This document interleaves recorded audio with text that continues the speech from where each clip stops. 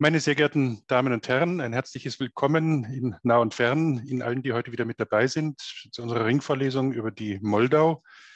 Da unser heutiger Referent in englischer Sprache vortragen wird, wechsle ich jetzt ins Englische. Ladies and gentlemen, heartily welcome to our today's lecture, which will be given by Petru Negura. Dr. Petru Negura is currently a research fellow at of the Humboldt Foundation at the EOS, the Leibniz Institute for East and Southeastern European Studies in Regensburg. And there he's currently working on his project, Nation Building, State Formation and Resistance to Schooling in the border areas of the USSR, Romania and Poland in the interwar period, 1918 to 1940. Negura holds a master and a PhD degree in sociology at the IKGS, the École des Hautes Études en Sciences Sociales, in Paris. He wrote the book Ni héros ni traître, les écrivains moldaves face au pouvoir soviétique sous Staline, which could be translated into English, Neither Heroes Nor Traitors, the Moldavian Writers and Soviet Power under Stalin, Paris 2009. Petru Negura is an associate professor at the Free International University of Moldova in Chișinău, and a researcher at the Center for Sociology and Social Psychology within the Institute of Legal, Political, and Sociological Research. He has had various fellow and scholarships at Paris, Bucharest, and Berkeley, and also in Germany. His academic interests are sociology, social and intellectual history, public education, and social welfare in Eastern Europe and the former USSR.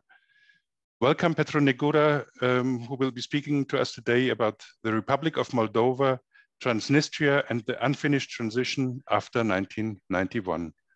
The floor is yours.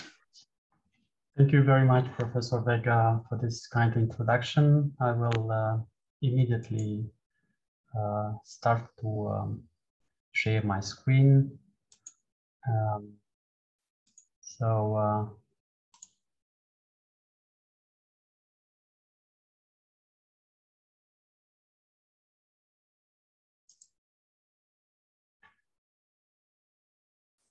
Okay, I hope you see this. I mean, my PowerPoint presentation. I just to move this.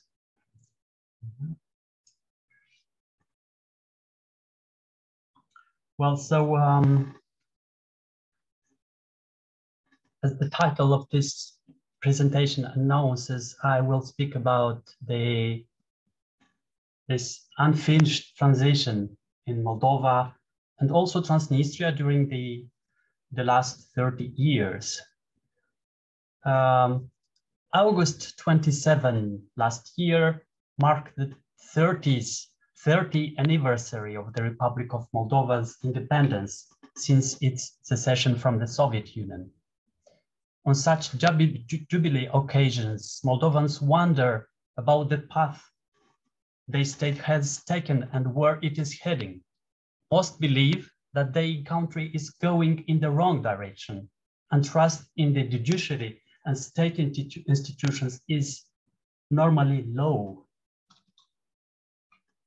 Against this backdrop of dissatisfaction with the capacity and quality of government, citizens are more willing than ever to relinquish their nation's sovereignty by joining it with another state or a federal structure.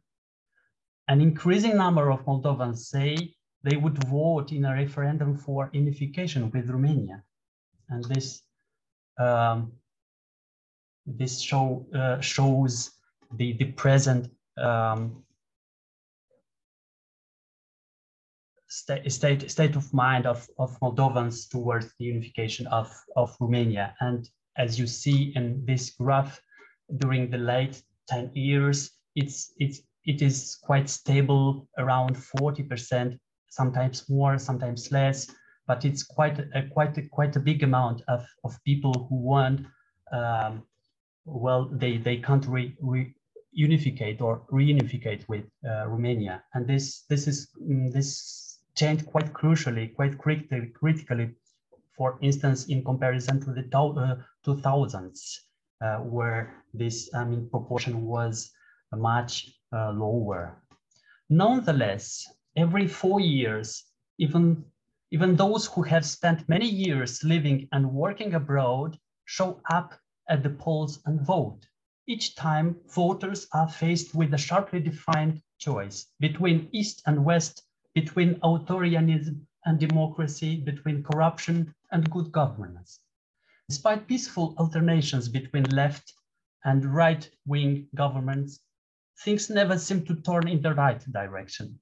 However, the overwhelming victory of the pro-Western Action and Solidarity Party, PAS, in parliamentary elections on July 11, 2021, symbolizes the hopes of Moldovans for a better governed, corruption-free state. Yet, the support to the PAS government and Maia Sandu is now decreasing against the backdrop of the energy crisis and rising inflation. From the beginnings of the post-Soviet transition to the present, the questions of the quality of governance and of social trust help explain Moldova's difficult political evolution. A comparison with some other ex-Soviet states will throw further light on Moldova's distinct trajectory. In Moldavia and other republics of the Soviet Union, the late Soviet perestroika reforms launched by Mikhail Gorbachev opened the way for political pluralism and inadvertently national liberation movements. The new political organizations had a strong ethnic component and predominantly nationalist agendas. Despite ideological components borrowed from Western political doctrines, Moldovan parties continued to invoke nationalist principles after the proclamation of independence in August 1991. In March 1991, Moldovan authorities sabotaged the organization of a referendum on whether the republic should remain in the Soviet Union or separate from it. Unlike in the Baltic republics, the decision to declare independence in Moldova was made mostly by political elites under pressure from regional developments and street movements, but without a real popular mandate. The emerging political pluralism hid a split among elites over which development path the young state should follow. Most members of parliament, despite quite divergent beliefs and backgrounds, were driven to vote for independence by the immediate political circumstances of the failed putsch in Moscow in August 1991, along with the broader context of national movements and the fall of communism in Eastern Europe and the Soviet Union. After independence, the conservative wing, comprising former Communist Party members, held a majority in the parliament, forming a common front against the reformist and nationalist wing composed of the Popular Front and its ally, another faction of ex-communists. Just 3 years after the new state was formed, a new party of communists built on the debris of the Communist Party of the Soviet Union appeared on the political scene to launch a velvet revolution, as the Polish public intellectual Adam Michnik dubbed a wider trend in the region of former communists returning to power. The few surveys taken from 1989 to 1991 revealed a population divided over Moldova's future. In a poll conducted in January 1991, 43% of respondents envisioned it as part of the Soviet Union, 42% as an independent state, and 3% as part of Romania. The outcome varied from one ethnic and linguistic group to the next. While 55% of respondents who considered themselves ethnic Moldovans favored independence, only 9% of Russians, 8% of Ukrainians, 12% of Bulgarians, and so on and so forth, other nationalities were pro-independence. However, in a consultative referendum on March 6, 1994, in mainland Moldova, that is without Transnistria, 95% of participants voted for independence. Supporters of independence later brandished this result to counter demands for unification with Romania. The context in which the 1994 referendum took place was completely different from the mood just a few years ago. By 1994, independence seemed to most Moldovan the only possible format of statehood, given that all other former Soviet republics, including Russia, had proclaimed independence. The only latent opponents of independence were the supporters of a union with Romania.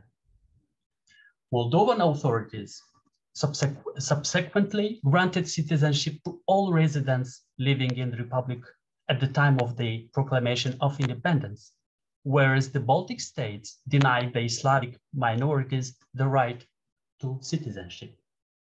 Moldova's policy was regarded as a model of peaceful and democratic integration of ethnic and linguistic minorities, but interethnic controversies regularly surfaced in the public space. Now I will speak a little bit about of the historical background for the Transnistrial secessionists. During and immediately after the collapse of the Soviet Union, various separatist state formations appeared in several post-Soviet states, generating lasting conflicts. Transnistria is one of them. The Moldavian Republic of Transnistria was self-proclaimed in September 1990 as a reaction to the national movement in Moldova and the August 1989 law proclaiming the Moldovan language as the state language while switching it to the Latin alphabet. In March 1992, Moldova launched a military intervention in Transnistria after rebel forces attacked Moldovan police in the region. Following the involvement of the Russian 14th Army in the conflict, a ceasefire agreement was signed in July 1992. Since then, the Moldovan Republic of Transnistria has not gained international recognition, not even from Russia, although Russia has supported the Transnistrian regime economically, especially through gas supply at a preferential price, so to say. However, Transnistria continues to exist as a de facto state with a population of less than 500,000 inhabitants, according to official data, of which about 15% are abroad. One pillar of the historical self-legitimation of the Transnistrian Republic is the Moldavian Soviet Socialist Autonomous Republic created by the Soviets in 1924 in Ukraine. The rationale for the creation of this republic was one of foreign policy, so to say, according to the Piedmont principle, as Terry Martin put it. Just as Napoleon created La Repubblica Piemontese in 1798 to expand the French Revolution into Italy, the Soviets created the MSSR to export the Bolshevik Revolution to Romania. Following the same principle, several republics were created, such as the Karelian Autonomous Republic to expand to Finland, or the Buryat Mongol Autonomous Republic to export the revolution to Mongolia. Even the Ukrainian and Belarusian republics were created for expansion to Poland. Transnistria has benefited from the Piedmont principle through massive investment in infrastructure. Since the creation of the republic in 1924, many schools, kindergartens, hospitals, factories, kolkhozes, sovkhozes, etc. have been built. All this had the aim of creating an image of modernity and prosperity of the land on the left bank of Dniester, in contrast to the apparent poverty in Romanian Bessarabia. Transnistria still concentrated most of Moldova's industrial park until the fall of the Soviet Union. Therefore, de facto separation of Transnistria from Moldova resulted in an economic amputation for the latter, to quote Dorina Roșca in a recent book. Attempts to expand Russia into Ukraine after annexing Crimea in 2014, and then by creating the two separatist republics in Donbass, seem to take over the Piedmont principle. Russia's current strategy, however, differs fundamentally from the Soviet one. It does not need any longer a universal ideology like communism, and what made the central logic of the Piedmont principle, that of making the Piedmont, in this case Crimea and Donbass, attractive economically and culturally. Territorial expansion by military force seems to be now the only Russian strategy. In a way, it can be said that the so-called Transnistrian Republic concentrates on a smaller scale, but with greater intensity, all the problems that the Republic of Moldova itself faced on the right bank. Bad governance, economic shortcomings, attempts of state capture, human rights issue, high-scale corruption, migration, etc. Currently, the war in Ukraine and the energy crisis caused by it constitute serious challenges to the sustainability of Moldova and to the very existence of Transnistria as a de facto state. Moldova is now counting on the help of Romania and the West, while Russia's help to Transnistria is now impeded by the war in Russia's energy blackmail against Moldova. If the energy gap with Russia continues, both Moldova and Transnistria will have to buy gas from the West at market prices. This will greatly challenge the economy, but also the politics on both banks of the Dniester. Transnistria's economy has been connected to the Western market for some time. More than 70% of its businesses have sold to the West. So it would be ready to go further west, so to say. The future of Moldova, but especially of Transnistria, depends a lot on the outcome of the war in Ukraine. We can but hope that it will end soon for the benefit of Ukraine, but also of Moldova and Transnistria, and ultimately of Russian society itself. Compared with the former socialist countries of Eastern Europe, the ex-Soviet republics went through a deeper economic crisis because of their integration into the industrial and energy complexes of the Soviet Union. Dependence on Russian resources continued after 1991. The Soviet industrial legacy in Moldova, 1/3 of which was based in Transnistria, proved obsolete after the fall of the Soviet Union. Once the country gained international recognition, Moldovan authorities, like the leaders of other former socialist countries, started a radical economic and social transition to a market economy. It was undertaken with assistance from global financial institutions, primarily the International Monetary Fund and the World Bank. Liberalization, stabilization, and privatization became the watchwords of this new liberal revolution. Price liberalization implemented in early 1992 fueled hyperinflation, which severely devalued savings and impoverished most Moldovan citizens throughout the former Soviet Union. The authorities curbed inflation by the end of 1993 by creating a new national currency, the Moldovan leu, with the support of the IMF. Subsequent Moldovan governments continued to diligently apply liberalization and monetary stability policies, drawing international praise. In 1995, The Economist hailed Moldova as a model of correct reform. But this monetary success had a high price. By 1997, Moldova had become one of the most in-debt countries in the region in per capita terms relative to gross domestic product. Another external factor shook this precarious stability. The economic and financial crisis that began in Russia in August 1998, buffeted by a financial crisis in Southeast Asia and an extreme drop in prices for its crude oil exports, Russia defaulted on its debts. Since Moldova had maintained excessively close trade relations with Russia, its fragile economy was dragged into a recession that brought the nation to the brink of insolvency. To overcome the crisis, the government applied austerity reforms and pressed ahead with the privatization program.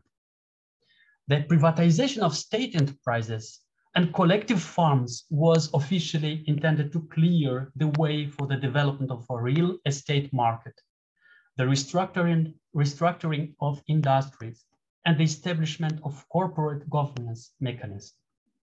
In reality, according to independent observers and the Court of Auditors, the sales of state enterprises lacked transparency, and the Ministry of Privatization committed serious violations of the rules. Interests close to the government bought up profitable companies at prices much lower than their actual values. For ordinary people, a positive aspect of privatization was the virtually free acquisition of apartments and houses by the inhabitants. But fraud schemes resulted in many vulnerable people losing their homes. The privatization of public holdings continued in the decades that followed as a form of colonization of the state by vested interests at the expense of the public. These distorted economic policies created a fragile business environment, characterized by corrupt practices and clientelistic relations between private operators and government officials, fueling people's distrust of the new state structures. Meanwhile, despite the efforts of the early governments to provide state support in the social sphere, education, health, and welfare, public services suffered a profound crisis in the late 1990s due to reduced funding and the regional financial crisis. Some 70% of the population fell below the absolute poverty line, with 50% under the threshold of extreme poverty. In light of drastic budget cuts and chronic non-payment of civil servant wages, which were already less than the average wage, the emergence of petty corruption in the public sector was justified in the eyes of many Moldovans. The massive outflow of civil servants and other workers from public institutions, industry, and the agricultural sector produced a chain reaction of survival strategies, particularly informal trade, small-scale cross-border trafficking, and labor migration. Distrust of state institutions, coupled with falling incomes and living standards, led to an unprecedented rise in anomic behaviors such as violence, alcoholism, drug addiction, and crime. Amid massive pauperization and lack of public trust, a massive protest vote and restorative nostalgia, to use Svetlana Boehm's expression, facilitated the coming to power of the Party of Communists in 2001. Against expectations, the communist authorities continued the program of liberal reforms that was already underway. But despite some success in improving the business environment, corruption did not diminish in the 2000s. Under the communists, state capture by private interests continued to flourish, as it would under succeeding governments. In 2003, the European Union announced its European neighborhood policy to provide increased assistance to countries on the EU's periphery. Moldova's communist government restarted cooperation with international financial institutions and officially declared that European integration was a state priority. In 2004, relations with Moscow grew colder when President Vladimir Voronin refused to sign a federalization plan proposed by Russian authorities. This Kozak memorandum stipulated the creation of an asymmetric federal state, granting equal status and veto power both to Moldova and Transnistria. In April 2009, the Party of Communists' victory in disputed parliamentary elections set off street demonstrations that culminated in violent clashes with the police and the devastation of the parliament and presidential office buildings. The proclaimed liberal and democratic parties of the opposition successfully exploited these events. Fresh elections held in June 2009 brought them to power in a coalition that was welcomed by Western state and international organizations. The new government pursued a series of liberal reforms assisted by international financial institutions and an increase in foreign investment and remittances. On June 27, 2014, in Brussels, Moldovan and EU leaders signed an association agreement, including a deep and comprehensive free trade agreement. Starting that April, Moldovan citizens traveling to Europe's borderless Schengen area began to enjoy the benefits of a liberalized visa regime. But growing tensions among factions within the government and high-level corruption scandals cast a shadow over the economic growth and achievements of the democratic coalition. The embezzlement of $1 billion from 3 banks in November 2014, called the theft of the century, was carried out with the presumed involvement of figures in the highest government circles. It epitomized the failure of the rule of law and the dire extent of state capture in Moldova. The theft of the century and other scandals further depleted the trust of Moldovans in state institutions. The percentage of Moldovans saying they had trust in the government plumped from an already low 23% in 2012 to 7% in 2015.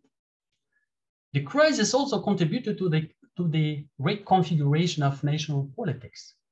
In 2015, in the wake of anti-government protests, 2 new political forces emerged: the Dignity and Truth platform, PDA, a self-proclaimed civic movement that later became a political party, and the Action and Solidarity Party, PAS. Both were structurally different from the traditional parties. In the late 1980s and early 1990s, the international media regularly compared Moldova with the Baltic states. Moldova resembled them by more than a few criteria: surface area, the ethnic composition of the population, and the geopolitical location between Russia and Europe.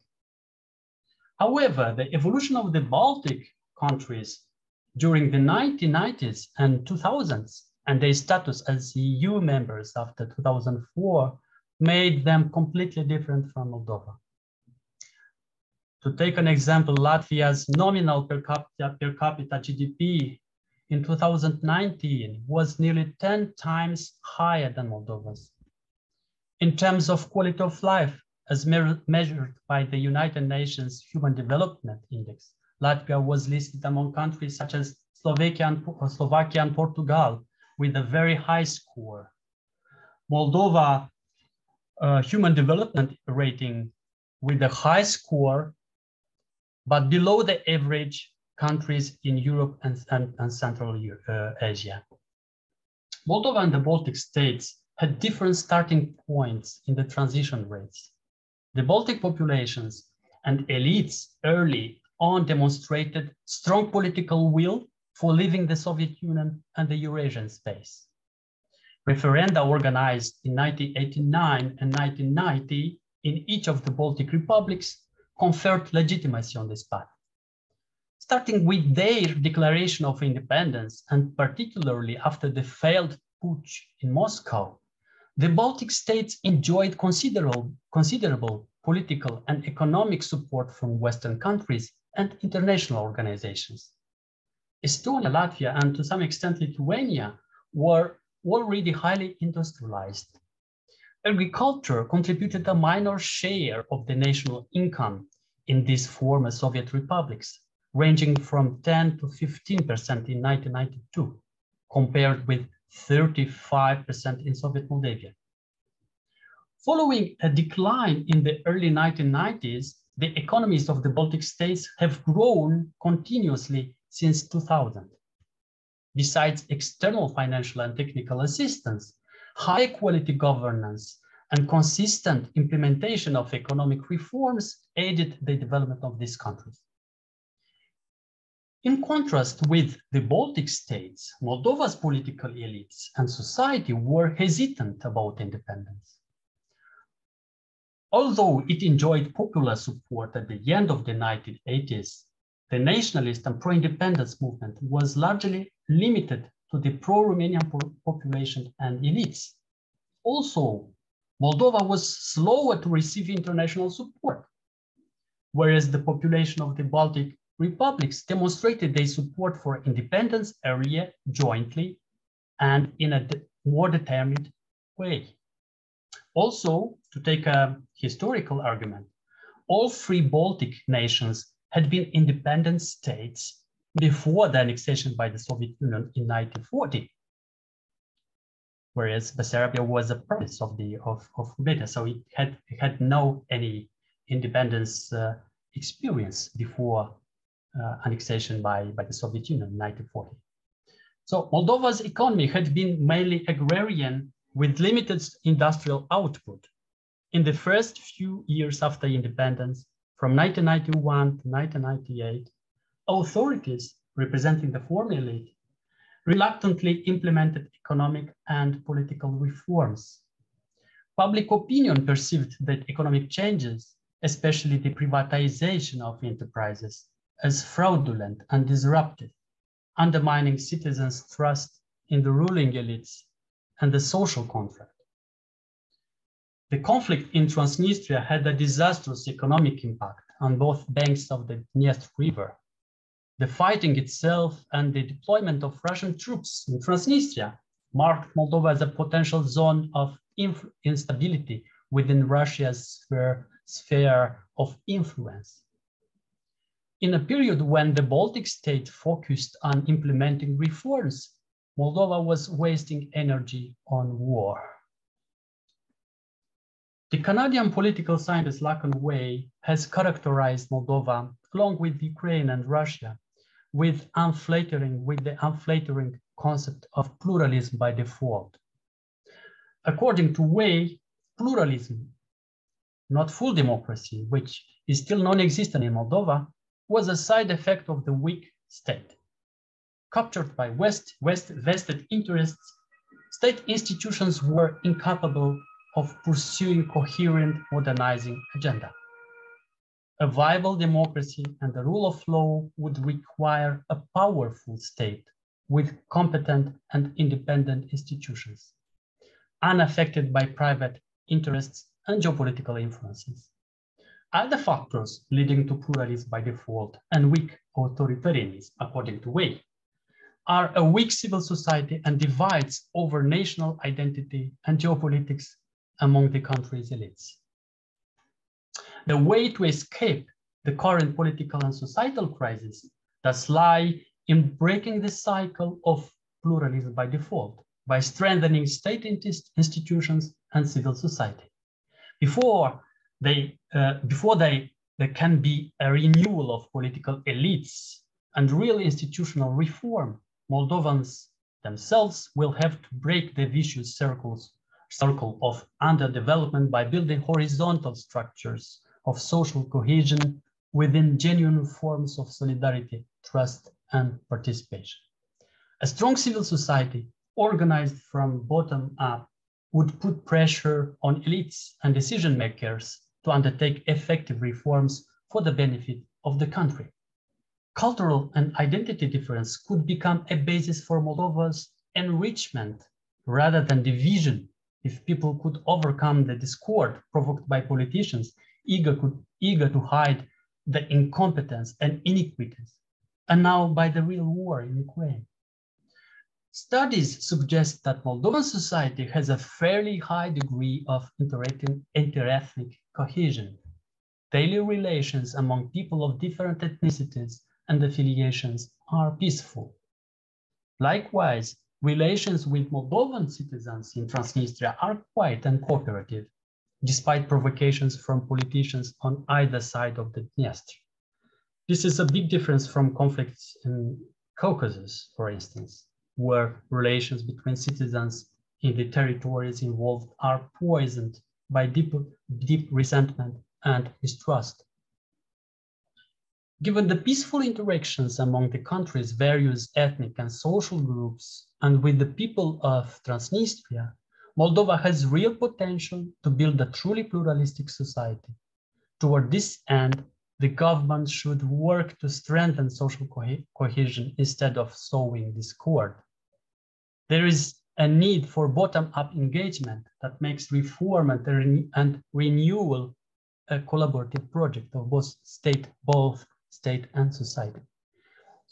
But in the absence of lasting peace, any long-term country project, as Moldovans used to call it, proiect de țară, may seem speculative. Thank you for your attention.